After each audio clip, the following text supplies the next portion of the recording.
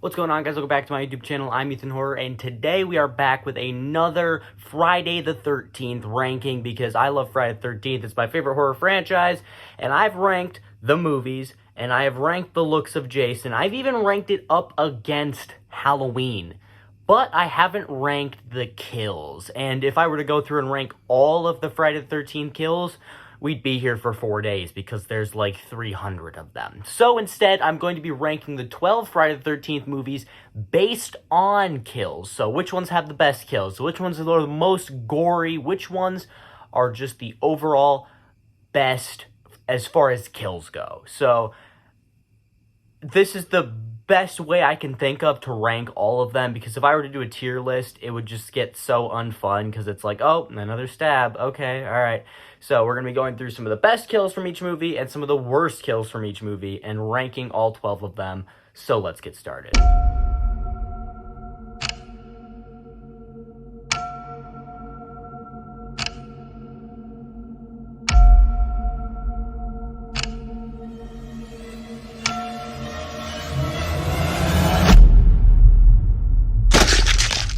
Coming in last place, I'm going with Jason Takes Manhattan, and I'm sure this is most of your last placed Friday the 13th movies, so there's no surprise that one of the worst Friday the 13th movies is the worst as far as kills go. I was able to find 2 kills from this movie that I was like, okay, yeah, that's good. The boxing kill, which is one of the best of the entire series, just an absolutely amazing kind of comedic sequence ending with a guy getting his head punched off. That's a great kill. And then I also like the weather vane kill where the guy gets thrown off the top, where Jason basically teleports up to him, but, you know, whatever. And then he lands on the weather vane and impales him in the side. That's about it. Those are the 2 best kills in this movie. Otherwise, you get someone who's drowned in a sewage barrel, someone who gets thrown against a mirror. There's literally a gunshot kill in this movie.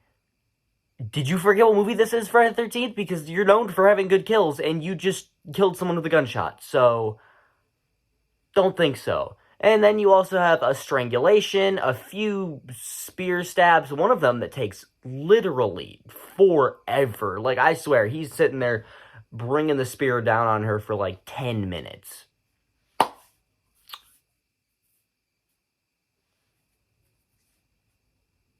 So, okay.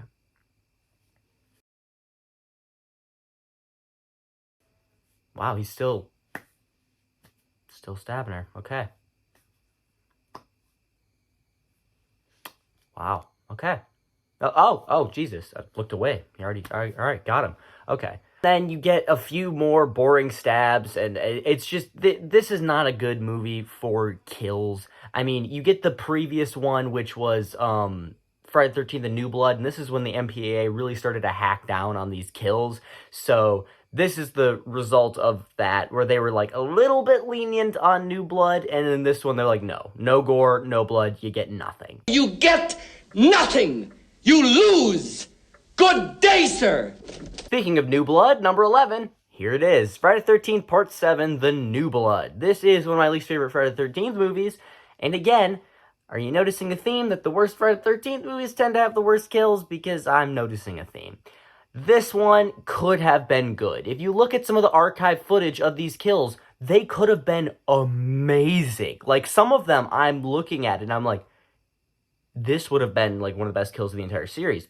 But, unfortunately, we didn't get any of that. We get a sleeping bag kill, which is literally just one smack against the sleeping bag, or against a tree, which is a good kill, but there's no blood. And then you also get the party horn in the eye, where it cuts away from instantly. You see the party horn come down, and nope, you get nothing. You get nothing. And then you actually, I think you do get to see her body later, but then at that point, it's like, it's not fun anymore. And then you get another creative kill with the weed whacker, but again, cuts away before we see any blood. So, of those 3 decent kills, we get no blood from any of them. And then otherwise, we get a bunch of stabs in this one. Someone gets stabbed in the back, someone gets stabbed in the neck, a couple people get just a lot of stabbing. There's a lot of stabbing in this one. They were very uncreative besides the one I mentioned. You get a couple axe kills, so another defenestration, which is throwing somebody out of a window if you didn't know. And then we also have a guy who could have had one of the best kills of the series, where his head's about to get crushed, and it cuts away. And we also have another drowning and another neck snap. Again, Friday the 13th, what are you doing? This is supposed to be one of the most gory franchises of all time, and you are giving me neck snaps. Pick it up. Number 10, the last two I talked about were bad movies. Now let's talk about a good one, because we have Jason Lives. This is usually considered one of the best Friday the 13th movies, but unfortunately, it has some of the worst kills, because this one almost feels like it could have been PG-13. Like, it feels the least horror. Like, it has no nudity, and the violence is taken down a significant step. There was still a couple of decent kills. I really liked the guy getting his heart punched out right in the opening. Great kill. And I love Sheriff Garris getting folded in half. It reminded me of the kill at the end of Paranormal Activity 3, where they just get snapped in half, and you hear it, and it's so hard to watch. So you got another great kill there. And then you get Sissy, who has her head twisted off, which it doesn't look fantastic, but it's another solid kill. And then otherwise, you don't really get much. You get someone who gets stabbed in the ear, which is, again, like, it could have been good. You get someone who gets their head crushed, which, much like the one I just talked about, it cuts away before you see anything, so you don't really get anything. You get a few more stabs. You get someone who gets a bottle in the throat, which could have been good. You also get a double impalement, which is the couple on the motorcycle, which we've already seen 2 double impalements at this point, so that is literally nothing. Like, okay, another one. Cool. This one has literally no blood. And then you also get the triple decap, which could have been amazing, but I believe this one was also cut down. So, yeah, not great. And then you get the drowning in a puddle, which, again, like, creative, but, like, it's a drowning. Like, it's not... It doesn't feel fun. You're just watching a woman get her head shoved underwater. Like, okay. And then we have the goddamn smiley face. I don't care if you like this gag. If you like this gag, fine. You can like it. But, oh my god, like, this franchise has never had this, like, stupid gags in it. Like, they've had, like, some funny moments, some stupid stuff happen, but nothing like this. I mean, he gets his arm ripped off, which is decent, but then, what the, why? Number 9, I'm going with Friday the 13th Part 5, The New Begin. A few good kills here. I really like the decapitation. The fake head doesn't look fantastic, but it's a pretty good decapitation. Solid. I mean, you can't really mess up a decap that well. You get the road flare in the mouth, which is very creative, and that's why it's one of my favorites of this movie. And then you get the most hard-to-watch kill. Actually, there's one more we'll talk about that I think is more hard to watch, but I think this is the most hard-to-watch kill, where this guy is pulled up against a tree, a belt goes around his head, and he gets a stick, puts it through the belt loops, and just starts twisting it and tightening the belt as this guy's head is crushed against a tree. You don't get to see very much of it, but just the sound design and just being able to picture it. Ooh, it's such a good kill. I really, really like that one. Otherwise, you get a few decent stabs in here. There's some good blood in a few of these kills. I think that the shears to the eyes could have been a little bit better, where you see him go down and then he closes them, but you don't see it happen on her face. You just see the aftermath, which is pretty good. I mean, you get some decent blood in there. But otherwise, it's just a bunch more stabs, some that are derivative of other kills, because we get another stab below the bed, which obviously is from the original with Kevin Bacon. And then we get probably the worst stab in the entire series, where this girl gets stabbed in the stomach, and that's just a pillow.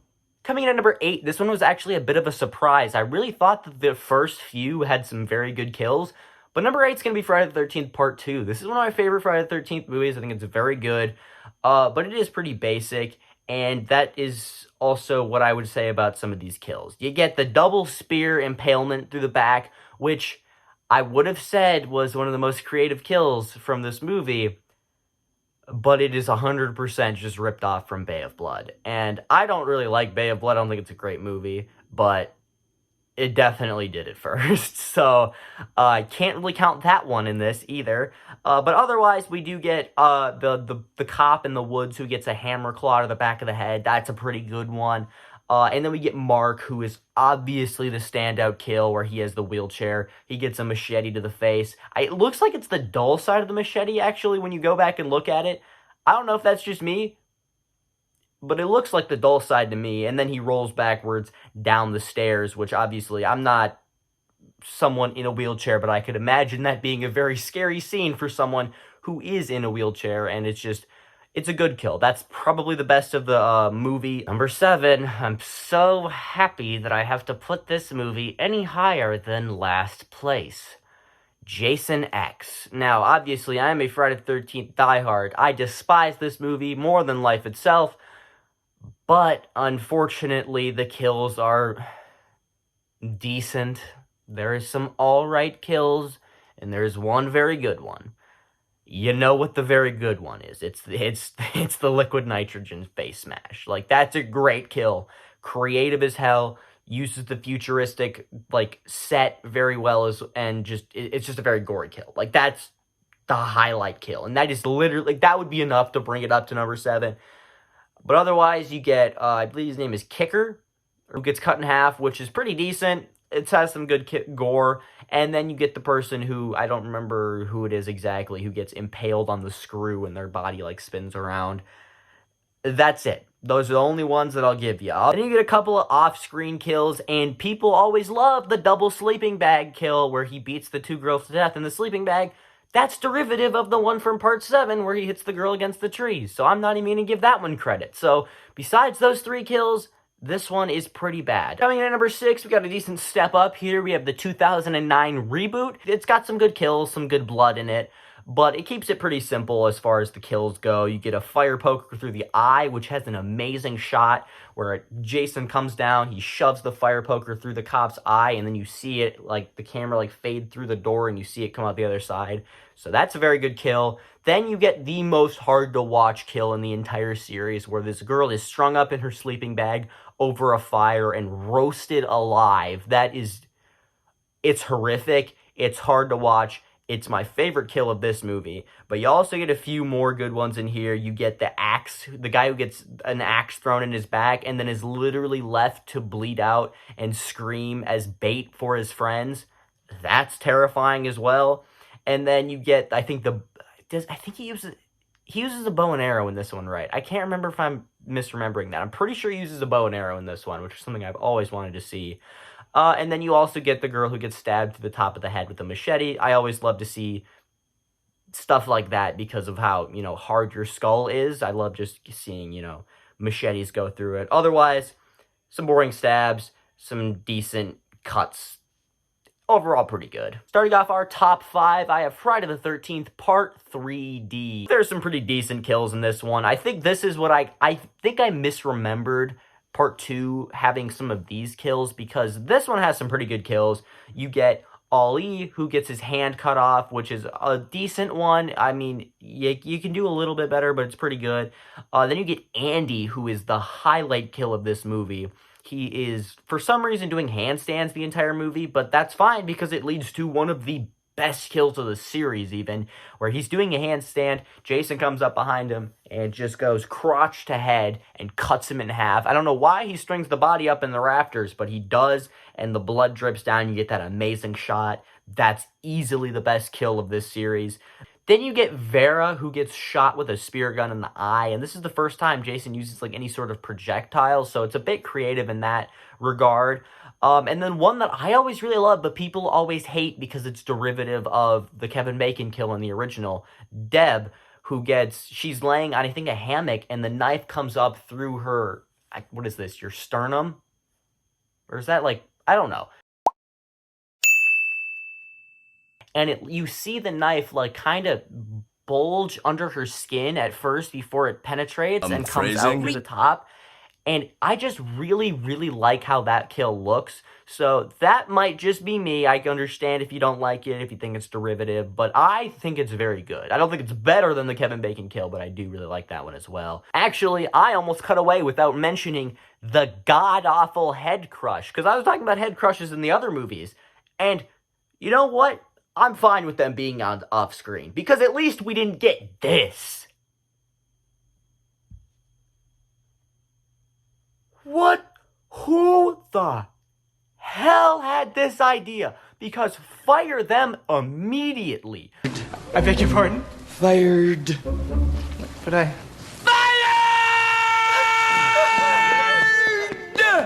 I get it. It's 3D. You're gonna get like some blood flying at the camera, but an eyeball? What the? That's the... What? Coming in at number 4 is going to be the original Friday the 13th. Possibly the most basic of the entire franchise, but has a lot of very, very good kills. This obviously has Tom Savini as the makeup effects artist, and he is one of the best makeup effects artists in all of horror. So having him for your original film is obviously going to make people like it a little bit more because it's got some very, very gory kills. It also has some very terrible kills. I mean, you get the opening 2, where literally the first guy is just stabbed and the second girl just screams.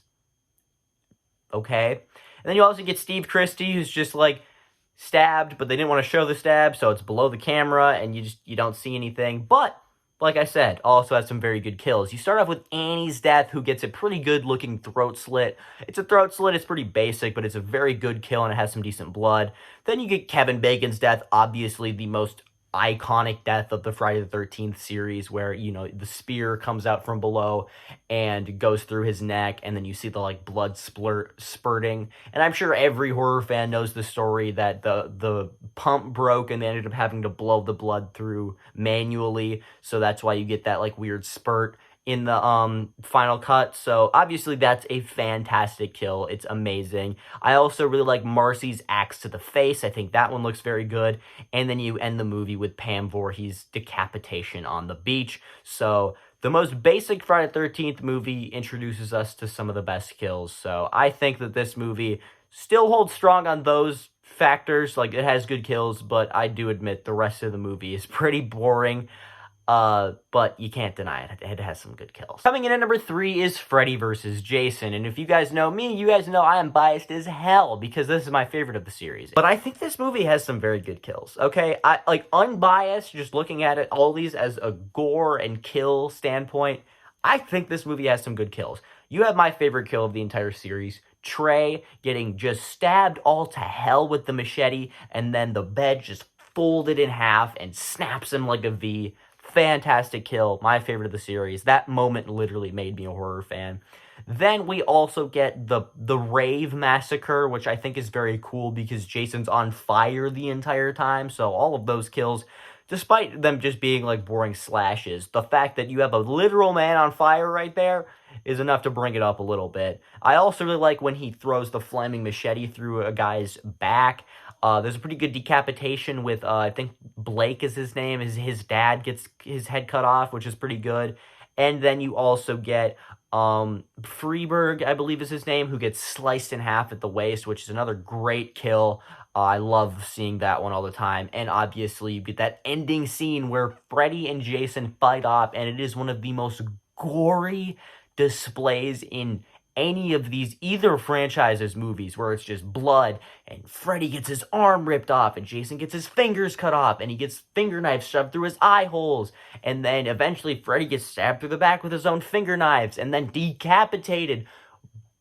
Like, it's so much gore is attributed to just that end fight that it was able to bring it up a decent amount, but otherwise it does have some very good gore.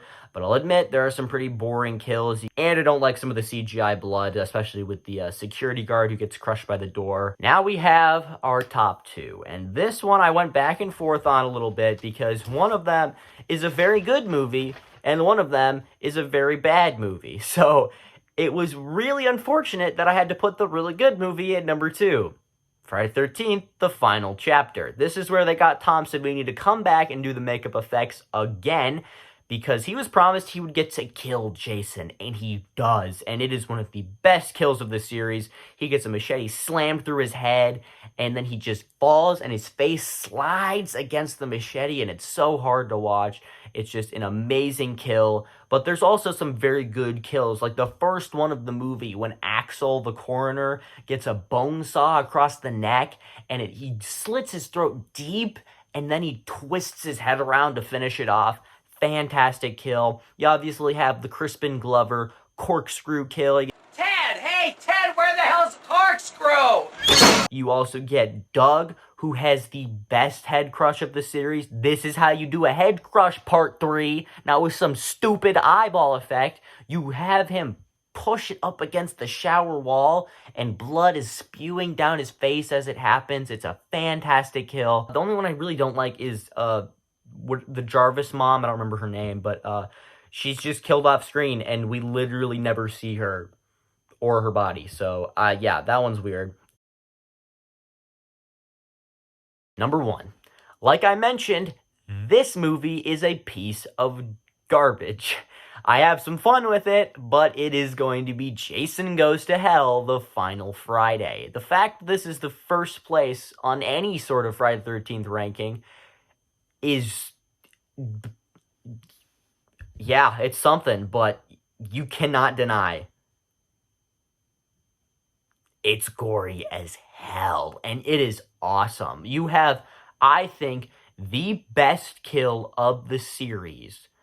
Not my favorite, the best kill of the series, where the deputy, whoever's possessed by Jason, Jason leaves his body, and his body melts to the floor. I probably can't show any of it in this video, but it is just so gory, so disgusting as his body melts to the floor and his jaw slowly falls off of his face and gets stuck to the ground as well. It is gory as hell. Then you get, I think her name is Deborah, who gets split in half through the tent.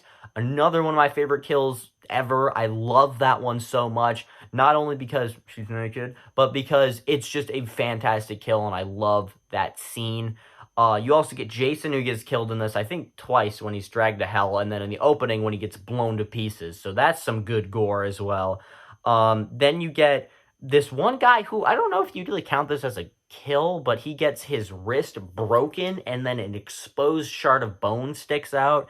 That one's pretty good. And then you get another really, really good head crush in here with, I believe her name is Vicky. She gets her head just smushed together, and it pops. And then there's still some pretty bad ones in here. You get a few off-screen kills. The security guards, I think, are killed off-screen. You get a gunshot kill, which, you know how I feel about those. Stay away from my franchise. And then you get one that I actually think is pretty awful, and that's the elbow to the mouth. I don't like that effect. I'm sorry. I don't like it. Otherwise... oh, there's another one I like in here where the guy gets his head shoved through a grate, and you see, like, the parts of his face and skin bulge through the other side, which I think looks very good. So, not a good movie in any way, shape, or form, but has some of the best kills and is the most gory, in my opinion. So, it is going to be number 1 on this list. And that is going to be it for today's video. Remember, if you did enjoy, make sure to like and subscribe so anyone want to see more videos like it in the future. Make sure to stay tuned for whatever I post next on my channel. And if you want to see more Friday the 13th content from me, click the playlist somewhere on screen. And I'll see you guys in the next one.